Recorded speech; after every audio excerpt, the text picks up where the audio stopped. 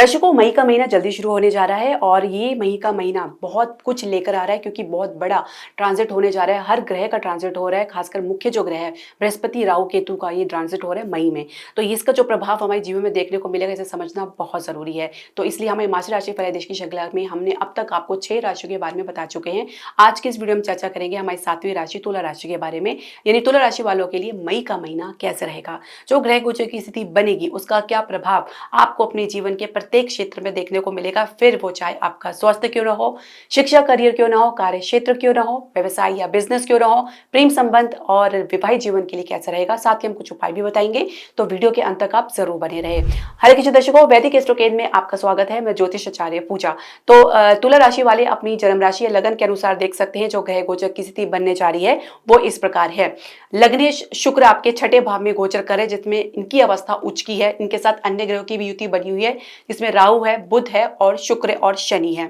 शनि के साथ जो राहु का पिशाच योग भी बन रहा है या प्रशापित योग जिसे कह सकते हैं। बुध यहाँ पे नीच अवस्था में, साथ ही नीच भंग भी हो रहा है। सूर्य उच्च अवस्था में सप्तम भाव में गोचर कर रहे हैं और बृहस्पति आपके अष्टम भाव में गोचर कर रहे हैं। मंगल आपके दशम भाव में नीच अवस्था में गोचर कर रहे हैं और केतु आपके द्वादश भाव में गोचर कर रहे हैं। अब आप इसमें कुछ परिवर्तन देखेंगे।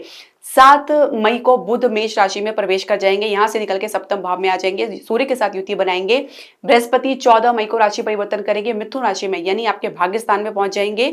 इसके अलावा सूर्य राशि परिवर्तन करेंगे 15 मई को, ये वृषभ राशि में आ जाएंगे, यानी आपके अष्टम भाव में आ जाएंगे। राहु राशि परिवर्तन करेंगे 18 मई को, ये कुंभ राशि में आ जाएंगे आपके पंचम भाव में, और केतु द्वादश भाव से निकल के आपके एकादश भाव में आ जाएंगे। ये सिचुएशन थोड़ी सी आपके लिए बेहतर रहेगी। पूर्णतया से तो हम नहीं कह सकते, क्योंकि केतु का एकादश भाव में लाभ में गोचर करना थोड़ा सा आपके लिए संघर्ष को स्थिति को दर्शाता है। कुल मिला के द्वादश और छठे भाव में जो अगर समझे तो राहु अच्छा परिणाम भी देते हैं, लेकिन स्वास्थ्य संबंधी समस्याएं भी देते हैं। उसके बाद बुध पुनः राशि परिवर्तन करेंगे 23 मई को वृषभ राशि में, यानी अष्टम भाव में आ जाएंगे, और शुक्र अंत में 31 मई को राशि परिवर्तन करेंगे, मेष राशि में प्रवेश कर जाएंगे आपके सप्तम भाव में। तो ये पोजीशन थोड़ी अच्छी है। कुछ राशियों की वजह से भी इनकी शत्रुता देखी गई है। अब इसका प्रभाव समझने के लिए हम आपको पूरा विश्लेषण देंगे, लेकिन शुरुआत करने से पहले मैं आपसे एक निवेदन करना चाहूंगी कि आप हमारे चैनल को सब्सक्राइब करें, बेल नोटिफिकेशन जरूर प्रेस करें। इसके अलावा आप हमारे चैनल को लाइक और शेयर करना बिल्कुल ना भूलें।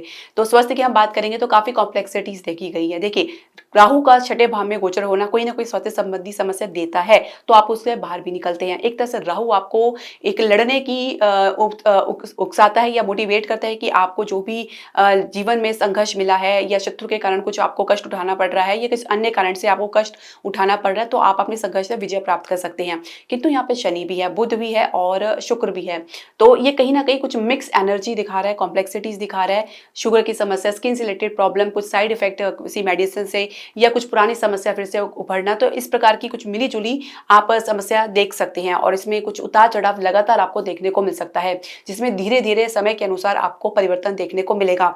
इसके अलावा नीच मंगल की दृष्टि आपके चतुर्भाव में पड़ रही है।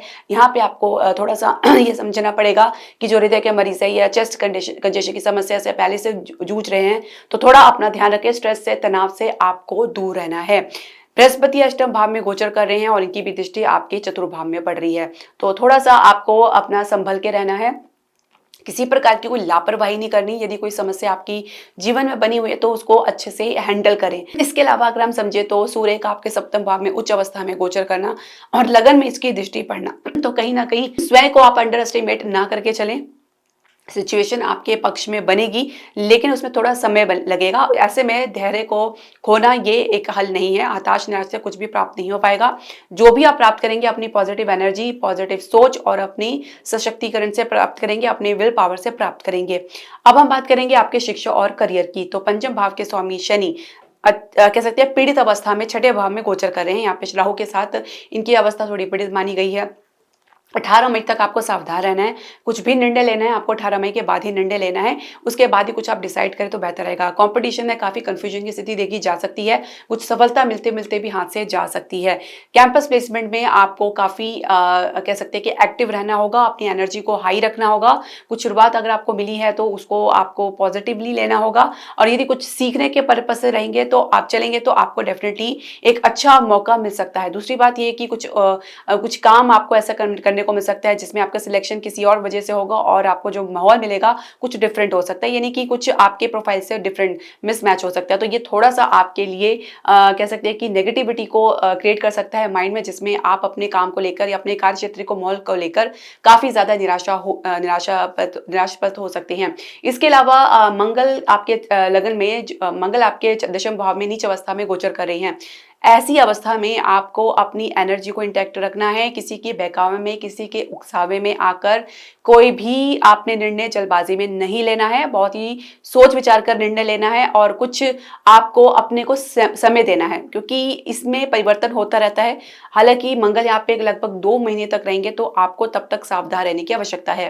कार्य क्षेत्र के माहौल की हम बात करेंगे। जो पहले से नौकरी पेशा लोग हैं, देखिए दशम भाव में मंगल गोचर कर रहे हैं और एक जलीय तत्व की राशि में मंगल का होना, जो अग्नि तत्व के जो ग्रह हैं, तो कुछ मिसमैच सिचुएशन आपको देखने को मिल सकती है। लाभ और ग्रोथ के लिए चांसेस आपको बराबर मिलते रहेंगे और उसका भरपूर लाभ उठाने के लिए आपको काफी एक्टिव रहना होगा। कुछ आपको अवरोध देखने को मिल सकता है, ये कुछ लोग आपके मार्ग में रोड़ा अटका सकते हैं, अवरोध दिला सकते हैं। कुछ शत्रु आपके पीठ पीछे कुछ षड्यंत्र कर सकते हैं और खासकर महिला किसी को वर्कर है या महिला कोई अधिकारी है या महिला कोई आपके साथ काम करते हैं, तो थोड़ा सा आप एक डिस्टेंस बनाकर चलें, एक सावधानी बरतें और अपने व्यवहार को उचित रखें और किसी प्रकार की कोई प्रतिक्रिया ना दे तो बेहतर रहेगा, क्योंकि ये सिचुएशन थोड़ा सा आपके लिए कॉम्प्लेक्सिटी को ला सकता है, जटिलता ला सकता है।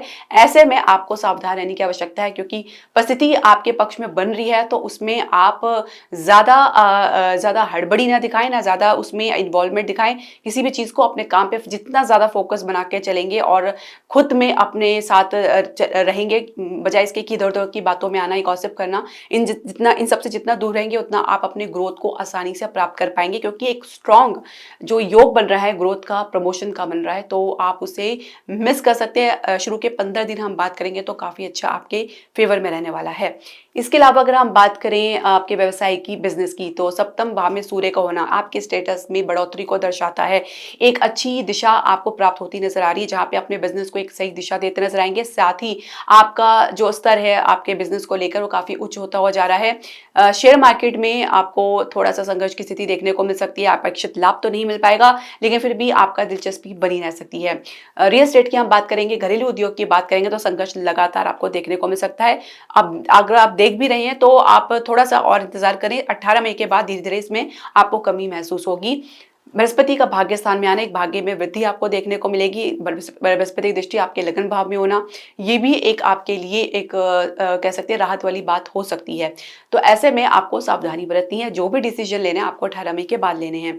इसके अलावा फाइनेंशियल सेक्टर में काफी मजबूती और सुदृढ़ता देखने को मिल सकती है और फाइनेंस की कोई भी दिक्कत आपके आड़े नहीं आएगी। प्रेम संबंध के लिए कैसा रहेगा? पंचम भाव के स्वामी शनि राहु के साथ पिशाच योग में है, श्रापित योग में है, शुक्र के साथ है, बुध के साथ है। गलत फहमी लगातार बढ़ती जाएगी और एक बहुत बड़ा डिस्टेंस आप लोगों के बीच में बनता हुआ नजर आ रहा है, जो खाई का रूप ले सकता है, जिसको पाटने में काफी समय लग सकता है। या तो आप हताश निराश होकर और इम्पेशेंटली कुछ डिसीजन ले सकते हैं अलग होने का या ब्रेकअप का, जिसकी प्रबल संभावना बनी हुई है। या तो कुछ इंतजार करना चाहते हैं, अपने मन में धैर्य करना चाहते हैं, धारण करना चाहते हैं, तभी आप इस समस्या से बाहर निकलेंगे। हालांकि जो समस्या लंबे समय से चल रही थी, उसमें सुधार आपको तभी देखने को मिलेगा 18 मई के बाद। जैसे ही यहाँ पे जो राहु है आपके पंचम भाव में जाएंगे, तो अब आप देखेंगे कि पिशाच योग से शनि मुक्त हो गए, लेकिन फिर भी सिचुएशन आपके लिए टफ बनी रह सकती है।